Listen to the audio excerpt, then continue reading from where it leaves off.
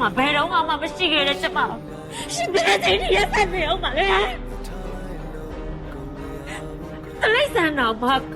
ကျောင်းပိတ်ပြီးရရင်ပြန်ကြိုက်တတ်သေးရပဲကျမလူပါ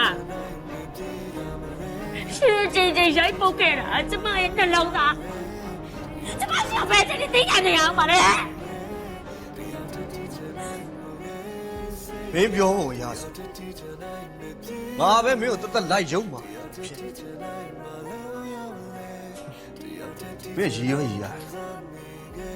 မင်းမေးနေဒီနေ့ဒီအချိန်ဒီလိုအချိန်တွေမျိုးတွေဖြစ်အောင်စပြီးဖန်တီးခဲ့တာဘာလို့လဲမင်းကိုငါကလေးတွေရဲ့မျက်နှာလှုပ်ပေးထားအဲ့လိုမျိုးမှမဟုတ်ဘူးဆိုရင်မင်းကိုငါဘွားတွေကထုတ်ပြပြီးသားပဲ